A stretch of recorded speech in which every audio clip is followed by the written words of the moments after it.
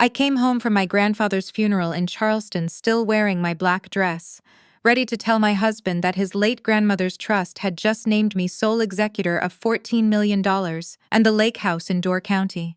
Instead, I found my suitcase already sitting on the porch, and my husband standing behind it with his mother's hand on his shoulder like she was steadying him for battle.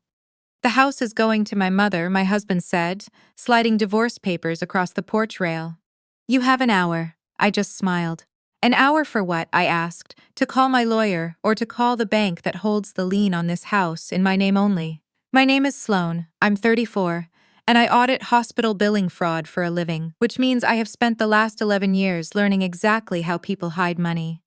Before I tell you what happened next, let me just say, if you've ever had in-laws who treated you like hired help in your own marriage, you already know where this is going."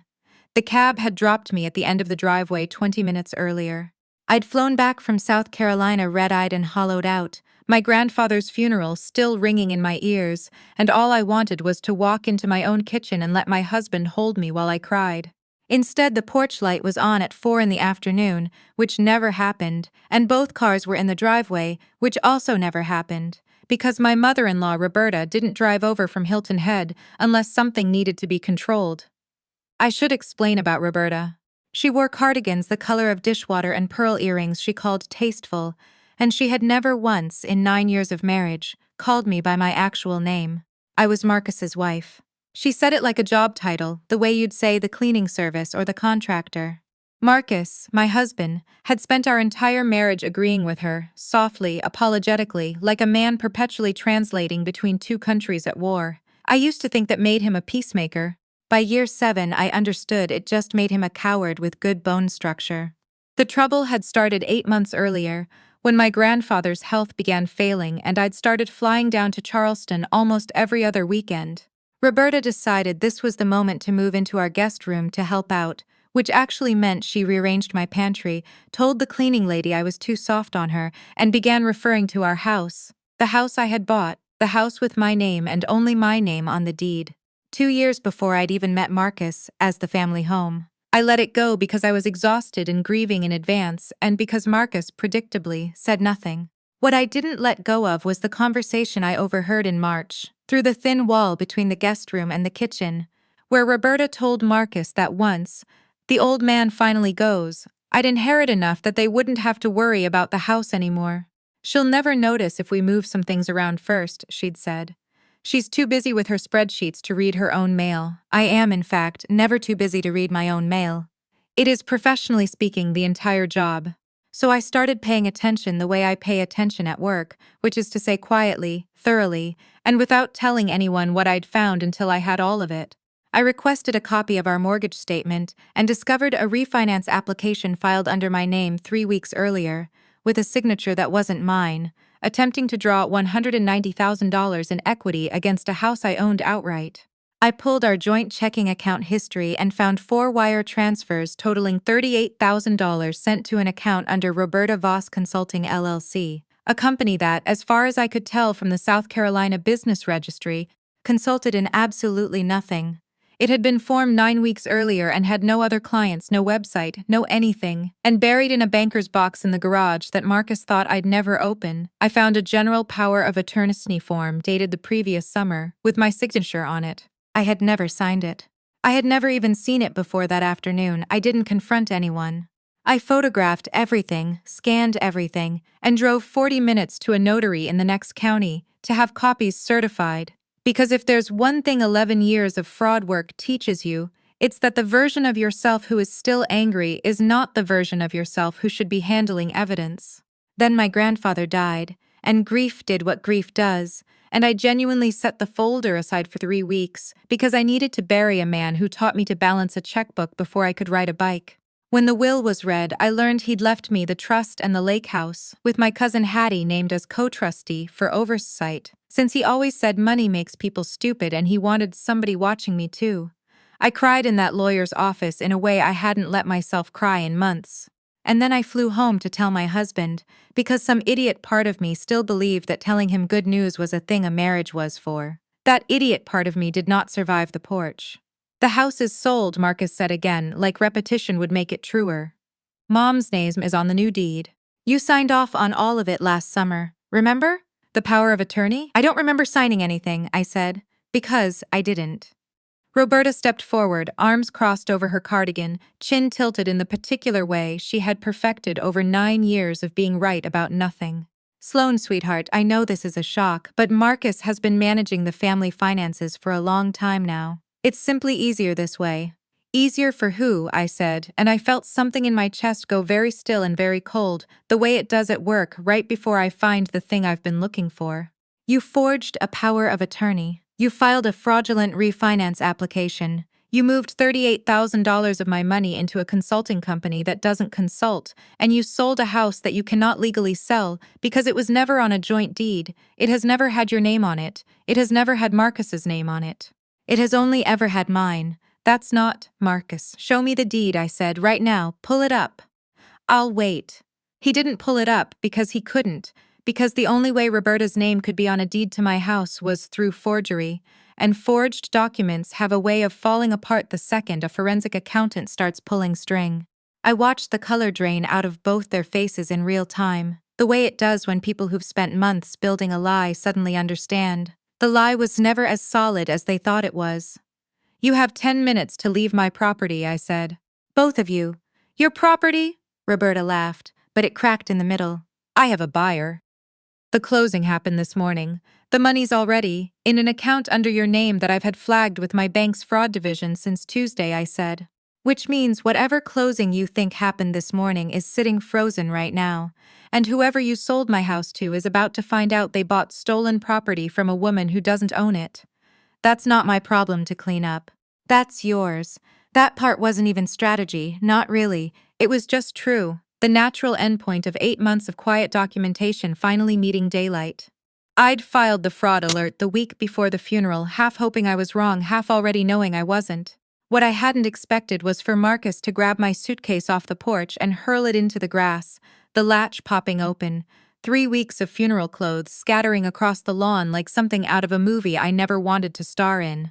You think you're so smart, he said, and his voice had gone somewhere ugly I'd never heard before, not in 9 years. You think your money makes you better than us? I think my money makes me solvent, I said, which is more than I can say for either of you. That was when the second car pulled into the driveway. Not a car I recognized, a gray sedan with a county sheriff's department decal on the door, because my cousin Hattie, bless her paranoid, lawyer-adjacent heart, had told me 2 days earlier that if I was planning to confront them, I should have somebody official nearby just in case, and I'd quietly let our local sheriff's office know I might need a welfare check on a property dispute that afternoon. Deputy Alvarez got out slow, hand resting near his belt out of habit more than threat, and asked if everything was all right. It's about to be, I said.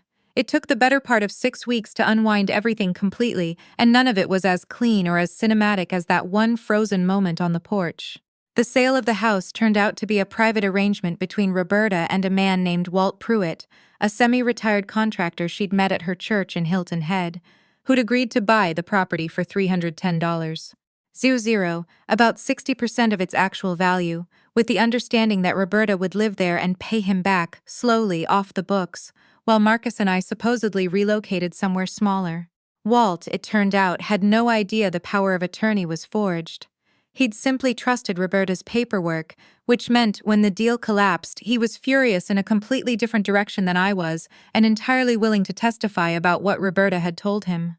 The forged power of attorney itself unraveled fast once a document examiner got involved. My signature on the real one I'd actually signed years earlier for an unrelated medical proxy had a small distinctive hook on the capital S that the forged version didn't have because Roberta had clearly copied it off an old holiday card instead of an actual legal document. The notary stamp on the fraudulent POA belonged to a notary who'd had her commission revoked the previous year for unrelated reasons, and had apparently kept using her old stamp anyway, which made the whole document doubly worthless and gave the county prosecutor an easy secondary case to build. Marcus, for his part, folded almost immediately since he understood his mother wasn't going to protect him from anything. She'd told the detective in her very first interview that Marcus handled all of that, I just signed where he told me to, which was its own kind of betrayal to watch land on his face in real time. He took a plea on the wire fraud charge tied to the $38,000, agreed to restitution, and got 18 months of probation. Roberta did not take a plea. Roberta hired a lawyer who told her the forged POA and the fraudulent refinance application were a misunderstanding, and Roberta believed him right up until the jury came back, 4 months later, with a conviction on 2 counts of forgery and 1 count of attempted mortgage fraud. She got 11 months, suspended to home confinement because of her age and a heart condition her own doctor testified about, which meant her sentence was, ironically, to sit in a house, though by then it was a small rental, not mine, and think about everything. I filed for divorce the same week I filed the fraud report, because there was no version of that marriage I wanted to salvage once I understood Marcus hadn't just allowed his mother to do this. He'd helped her draft the timeline, choosing the week of my grandfather's funeral specifically because he assumed grief would make me too tired to look closely. I learned that detail from his own plea agreement, in his own words, and I read it twice just to be sure I wasn't imagining the particular cruelty of it. He hadn't married someone he loved and then made a series of cowardly choices. He had, somewhere along the way, married someone he resented for being smarter than him and waited for an opening. The divorce itself was almost embarrassingly fast, given that there was no real property to divide. The house had only ever been mine, the trust from my grandfather was untouched and irrevocable, and Marcus's lawyer, to her credit, advised him within the first meeting to stop fighting and just sign. I kept the house. I kept the lake place in Door County, which I'd never even seen yet, and which I drove up to alone 3 weeks after the divorce was finalized, in early October, with the maples just starting to turn and the lake so still it looked varnished. I sat on the dock that first evening with a glass of wine I'd brought from home and my grandfather's old fishing hat, which Hattie had found in his closet and mailed to me because she said I'd earned the right to look ridiculous in it. I thought I would feel triumphant. Mostly I felt quiet, in the way you feel quiet after a fever finally breaks, tired, a little hollowed out, but clear-headed for the first time in almost a year. I didn't go looking for what came next. It found me, the way these things tend to. Hattie, who actually is a lawyer, had mentioned my situation to a colleague over lunch, not as gossip, just as one of those you won't believe this stories. And that colleague's client, a woman named Adelina who was in the middle of her own divorce, called me 2 weeks later in tears, asking if I could just look at her husband's business ledgers, because something didn't add up and her own lawyer didn't have the financial background to see what she was seeing. I told her I wasn't a private investigator. She told me she didn't have anywhere else to go.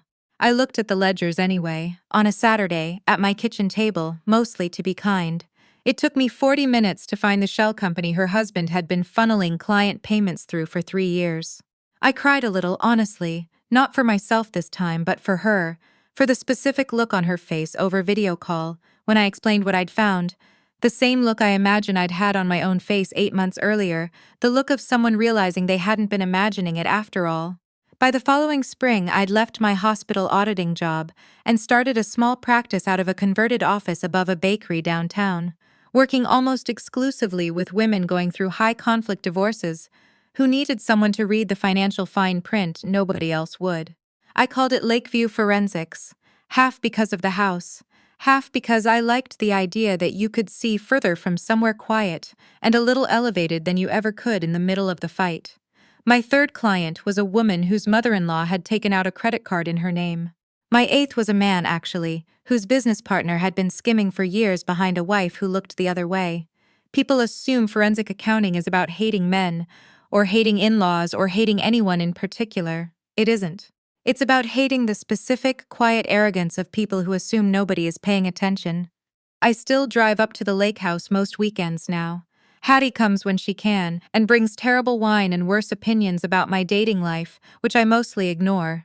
I haven't spoken to Marcus since the final hearing, and I heard secondhand that Roberta moved in with her sister in Georgia once her home confinement ended, which feels like a fittingly small ending to a woman who spent 2 decades believing she was entitled to a much bigger one. What I learned, if there's a lesson in any of this, is that the people who underestimate you rarely do it quietly. They leave a trail because contempt makes people careless. They assume you're too tired, too grieving, too in love, too busy to notice. Sometimes you are, for a while. But the noticing comes back. Mine did on a porch in the 10 longest minutes of my life, and it hasn't left since. A few nights ago, sitting at my desk above the bakery with the smell of sourdough drifting up through the floorboards, I opened a new client file and typed in a name I didn't recognize yet, a woman whose email began the way they almost always do now. I don't know if you can help me, but I think my husband's family has been lying to me for years, and I felt that same small, steady click of resolve I'd felt on the porch that day, the one that has nothing to do with revenge and everything to do with simply refusing ever again to look away from my own life.